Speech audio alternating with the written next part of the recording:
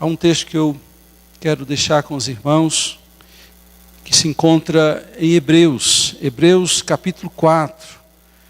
É um texto muito especial.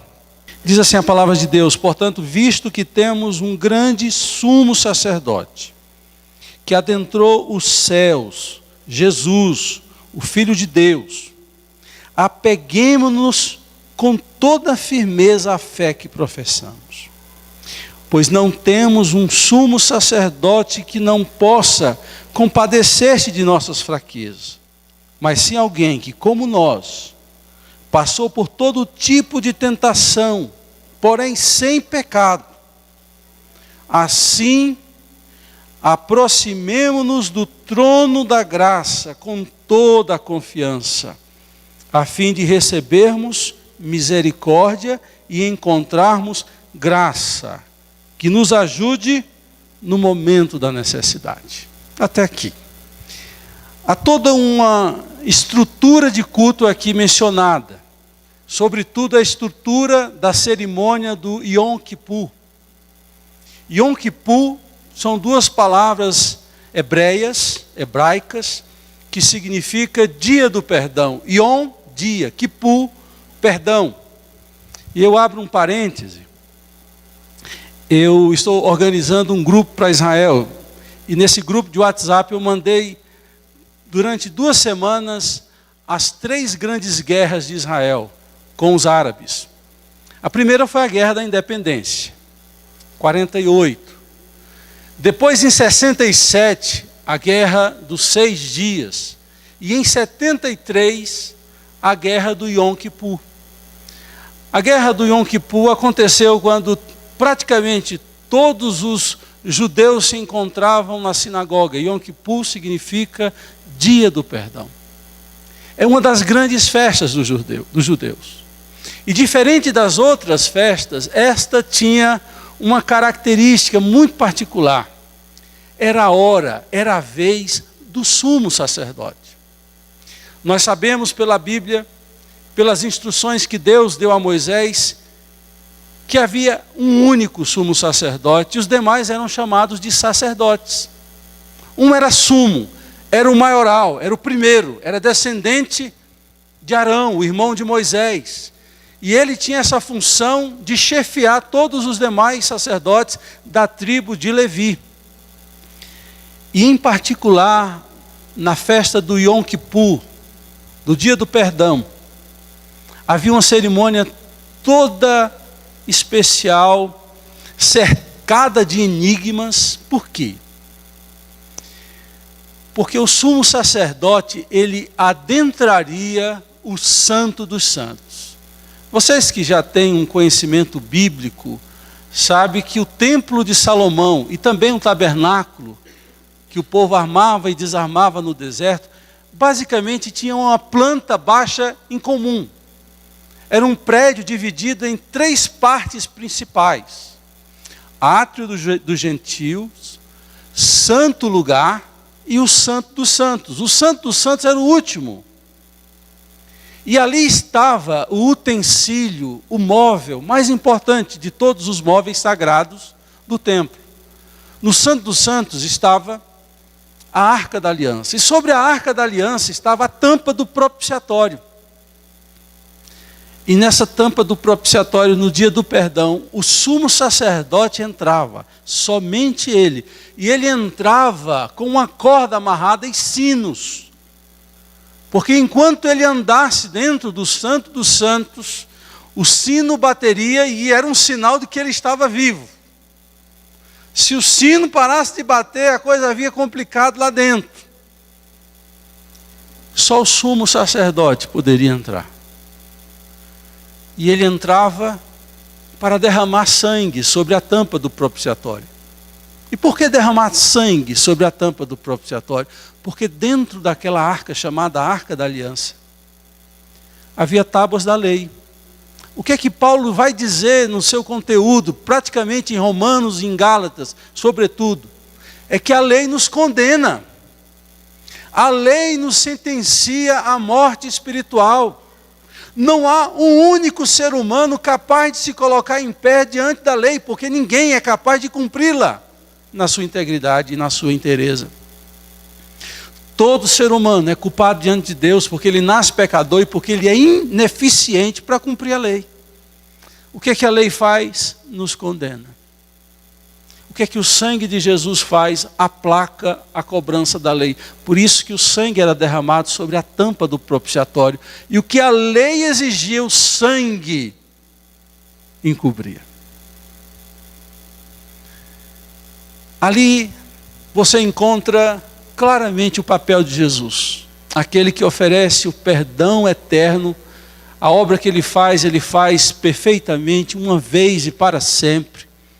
Por isso que nós não temos necessidade de estar nos convertendo a cada dia, a cada semana, a cada mês.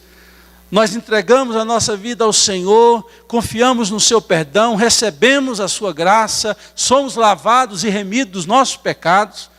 E essa obra que Jesus fez na cruz, ao derramar sangue por nós, aplacou toda cobrança, toda exigência legal e espiritual. Daí Paulo dizer que nenhuma condenação há para os que estão em Cristo Jesus. Não há uma cobrança que possa ser feita sobre aqueles que vivem debaixo da graça, que não vivem mais debaixo da lei, mas vivem debaixo da graça. É tão especial o que Jesus fez na cruz, aplacando a cobrança da lei sobre nossas vidas, que a Bíblia vai dizer algo muito interessante. Eu não sei quantos lembram dos eventos que ocorreram na morte de Jesus, na hora da morte de Jesus. E eu vou tentar junto com vocês lembrar de algum deles. A Bíblia vai relatar que na hora da morte de Jesus, Jerusalém se descobriu em trevas. As trevas vieram de uma forma como nunca, a dia a pique. O sol estava no sol e ficou tudo escuro. E o Spurgeon ele vai dizer que aquilo ali, aquela escuridão, aquelas trevas, era nada mais, nada menos do que a densidade dos pecados dos pecadores sobre Jesus ali, rodeando não só a cruz, mas toda aquela cidade. Daí nós vemos a intensidade e a gravidade do nosso pecado. Diz que também no dia da morte de Jesus, sepulcros se abriram. E pessoas ressuscitaram no dia da morte de Jesus. Vocês lembram disso? Mas há um fato a mais que eu quero colocar e acho que ele é de fundamental importância para aquilo que eu quero desenvolver hoje aqui. Diz a Bíblia que o véu do templo se rasgou. Quantos lembram disso? Você lembra? Do fato de que a Bíblia diz que no dia da morte de Jesus, houve um terremoto e o véu do templo se rasgou. Que véu é esse? É justamente o véu que era fronteiriço e que dava acesso ao Santo dos Santos. No dia da morte de Jesus, ele, o sumo sacerdote, não descendente de Arão, mas de filho de Deus, com todas as atribuições de alguém que tinha legitimidade para fazer uma oferta perfeita, de uma vez por toda, que não precisaria mais ser repetida. Ele entra, o véu se abre e a partir daquele momento a entrada estava aberta para todos que creem, para todos que amam e para todos que têm coragem de se apresentar diante de Deus em oração. Meus irmãos, quando a gente lê esse texto bíblico e diz que nós temos um grande sumo sacerdote, eu gosto dessas expressões bíblicas, porque a Bíblia poderia dizer que nós temos um sumo sacerdote, mas equipararia Jesus aos demais sumos sacerdotes que existiram até então. Quando o autor aos Hebreus diz que nós temos um grande sumo sacerdote, a intensidade é para dar superioridade mesmo. Ele não é um sumo sacerdote qualquer. Ele é aquele que intermedia e ao mesmo tempo é oferta. Jesus tem uma concentração de papéis. Ele é o sumo sacerdote e ao mesmo tempo ele é a oferta que ele oferece ao Pai por nós que somos pecadores. E por isso que ele vai dizer que esse Jesus adentrou os céus. Olha que coisa linda.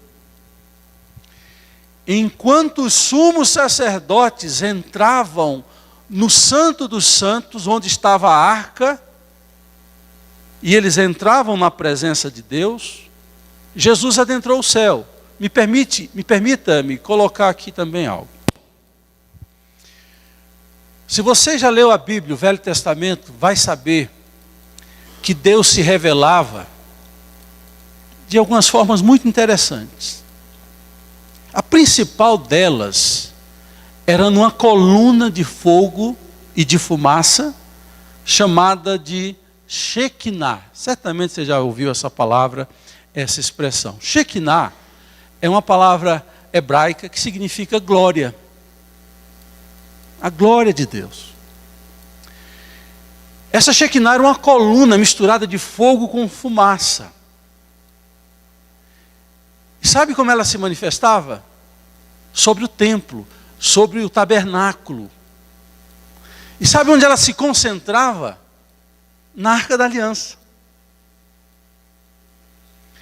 Aquela coluna que se via de longe, da glória de Deus, da Shekinah de Deus, ela estava sobre a Arca da Aliança. É por essa razão que quando você lê a Bíblia, o Velho Testamento, você vai descobrir que os exércitos de Israel, em muitas ocasiões, os sumos sacerdotes iam à frente com a arca.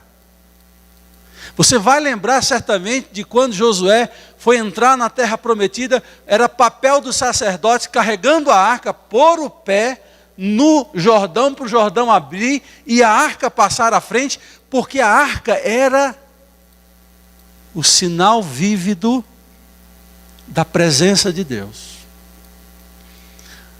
Vocês estão lembrados também, quando leram a Bíblia, de que os filisteus, eles roubaram a Arca da Aliança em uma guerra, em que os judeus perderam essa guerra, e eles disseram, esse utensílio é muito poderoso porque ele dá vitórias.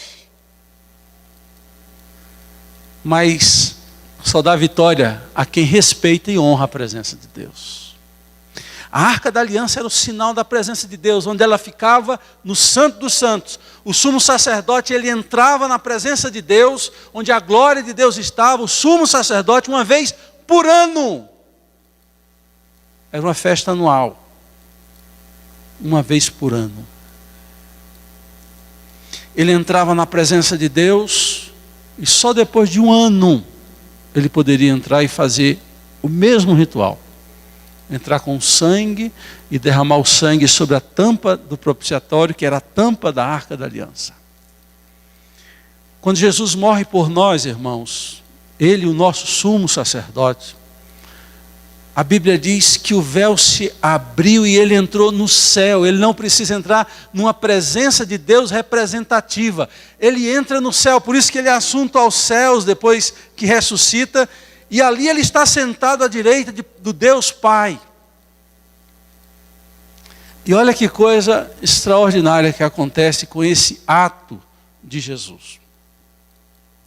Quando ele entra no céu, ele abre um caminho para que você tenha acesso não a um lugar na terra, mas você aqui na terra tem um lugar direto no céu, um acesso ao céu. As nossas orações são privilégios que temos de entrar não em um ambiente como a igreja, mas de entrar na presença de Deus onde Ele está no céu. E aí há algo muito importante a se dizer a essa altura. Quando eu oro, quando eu falo com Deus por meio de Jesus, eu não estou apenas colocando minhas palavras diante de Deus. Eu não estou colocando as minhas necessidades diante de Deus. Oração é muito mais do que isso. Compreenda, por favor.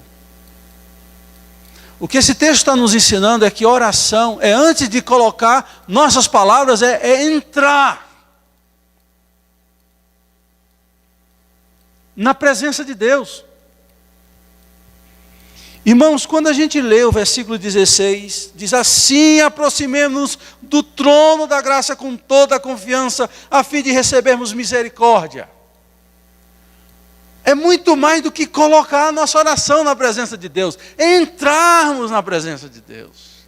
Há um véu rasgado, e esse véu rasgado implica dizer que eu tenho conexão com o céu, e não a conexão com a terra. Não simplesmente colocar minhas palavras a Deus, mas de me colocar na presença dEle. Isso é mais do que Matrix. Você está em duas realidades. É algo espiritual que a nossa mente não alcança. Quando de verdade você entra na presença de Deus em oração, o seu coração, sua alma estão ali se derramando. É algo que não é mecânico, é algo que é intenso, sincero, verdadeiro. Você está entrando por esse caminho que Jesus abriu, que entrou no céu. É como se você estivesse lá. É um negócio meio forte.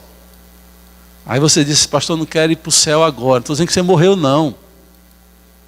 Estou dizendo que você tem uma experiência extraordinária, estando na terra e acessando o céu. Há um caminho que é aberto. Há um acesso. E eu gosto muito dessa humanidade que o autor aos Hebreus apresenta dessa nossa relação com Deus. Meus queridos, há muitas figuras de linguagem na Bíblia para falar da nossa relação com Deus. Uma delas é dizer que Ele é o pastor e que nós somos a ovelha. Fazemos parte de um rebanho de Deus. Essa figura de linguagem está mostrando um relacionamento de quê? De um pastor que cuida, alimenta, protege suas ovelhas dos perigos. Há uma outra figura de linguagem também, que fala de Jesus o noivo e a igreja a noiva, revelando o aspecto do amor nessa relação e não do interesse. Há uma outra metáfora que fala da relação de Deus conosco.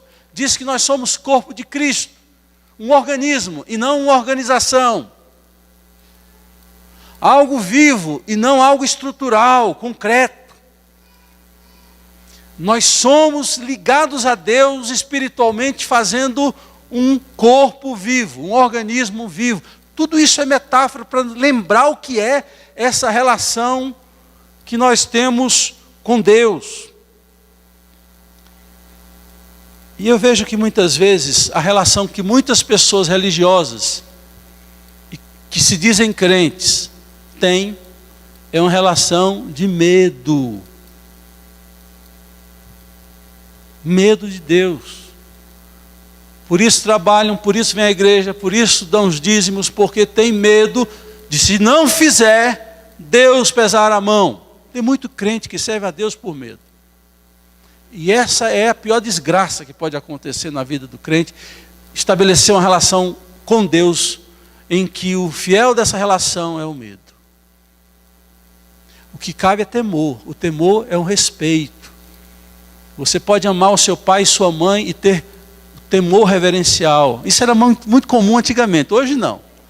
Hoje os meninos querem bater no pai, grita com a mãe. Hoje não existe mais isso, não. Antigamente existia. Nunca o medo, irmãos. Sabendo que o medo é um perigo para um relacionamento com Deus, o autor aos Hebreus vai fazer aqui afirmações que tranquilizam o coração daqueles que se aproximam de Deus. Porque toda vez que você se apresenta diante de Deus, olhando para as suas feiuras, para as suas imperfeições, para as suas mazelas, e o diabo aproveitando para dizer: você não presta, como é que você tem coragem de vir para a igreja? Como se você tivesse acesso à presença de Deus pelas suas virtudes. Ninguém está aqui nessa igreja, ninguém, sentado nesses bancos, nessas cadeiras, porque tem virtudes para estar sentado, porque tem merecimento. É pela graça de Deus que você está aqui. Meus irmãos, meus queridos, o autor aos Hebreus vai primeiro mostrar que esse sumo sacerdote, que é Jesus, ele é diferente, muito diferente dos sumos sacerdotes que o precederam, porque vai dizer que ele entende o que se passa com você.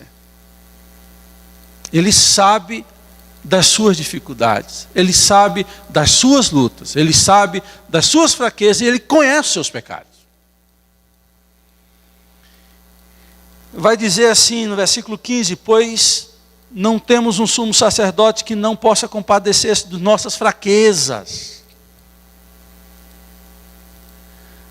O maior engodo é achar que a gente só pode se apresentar diante de Deus quando temos fortalezas. Nós temos todo o direito de nos apresentarmos diante de Deus nas nossas fraquezas.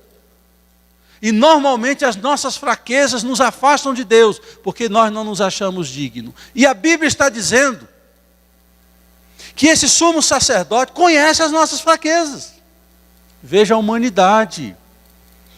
O relacionamento cristão é um relacionamento humano, não é o relacionamento do descarte.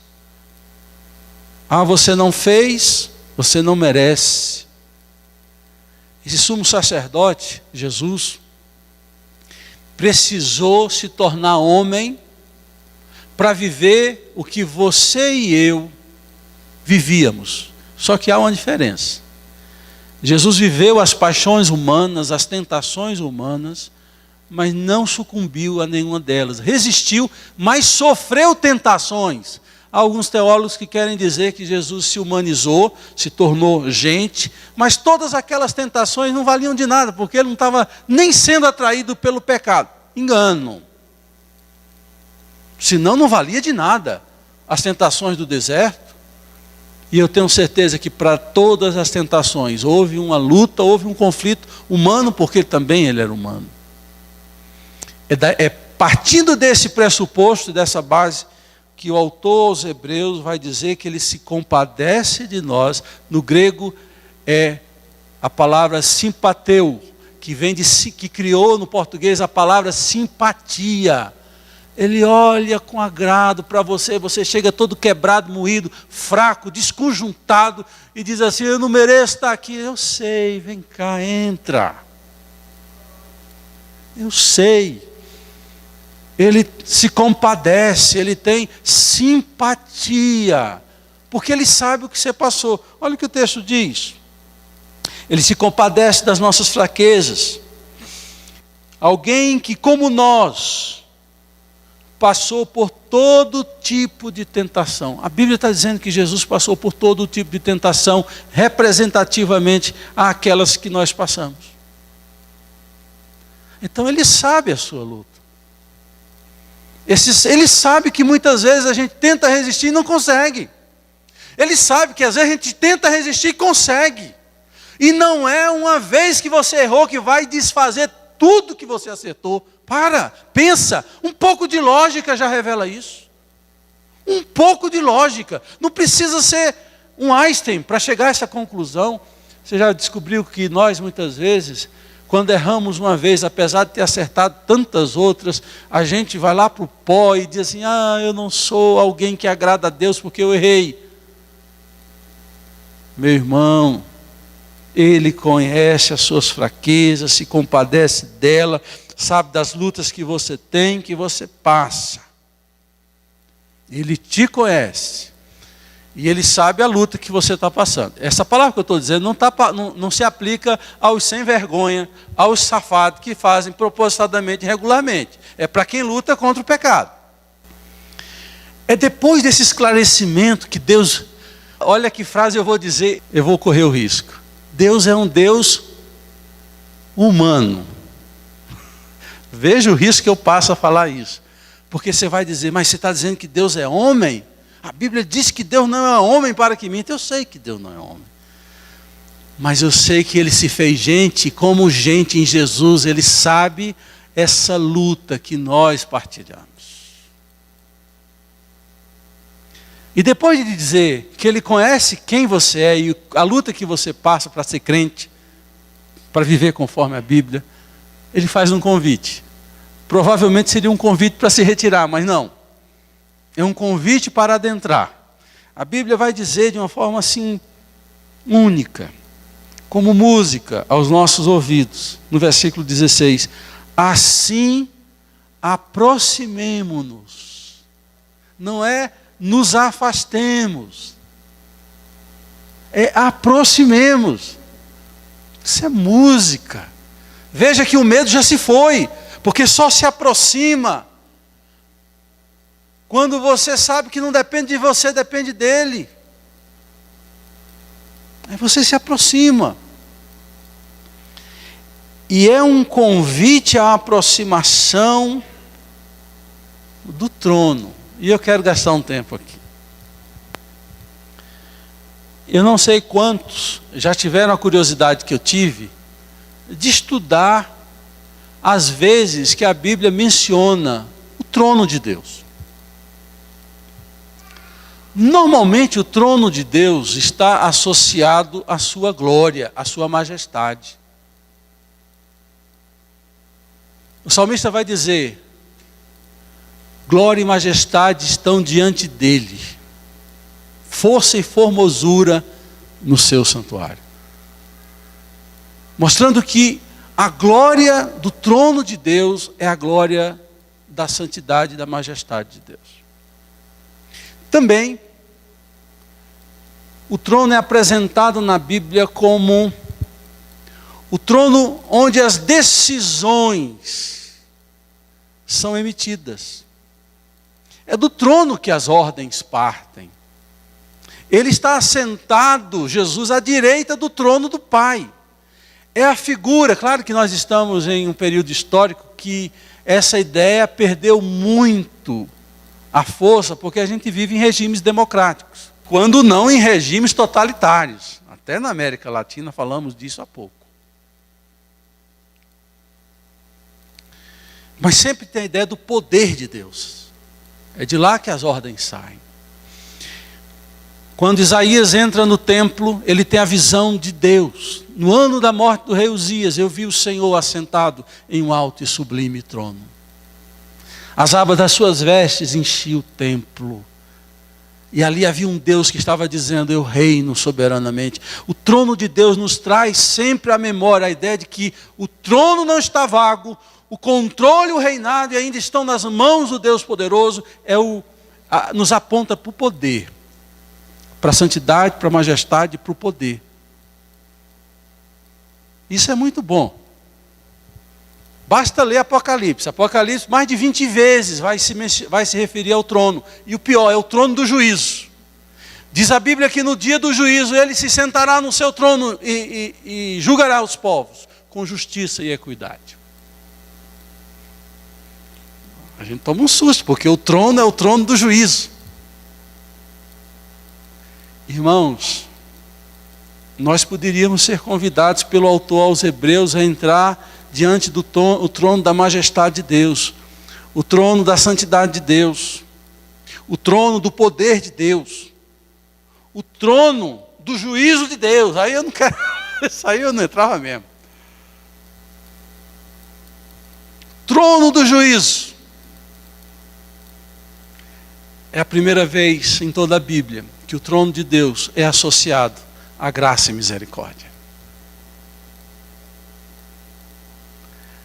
Aqueles que têm medo de se aproximar de Deus porque pensam que Ele vai exercer o seu poder de juízo, são aqui convidados a entrar, porque o véu se abriu, Ele pagou o preço, Ele colocou sangue, Ele nos representou, Ele apagou a culpa, meus irmãos.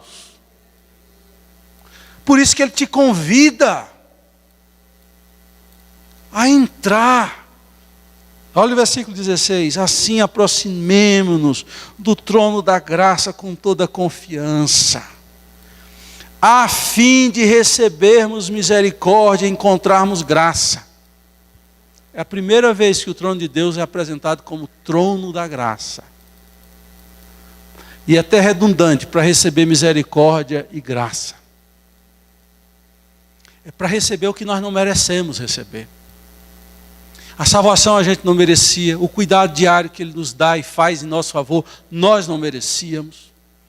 O perdão que Ele nos concede diariamente, diante dos nossos erros e falhas, nós não merecíamos. Por que é trono de graça?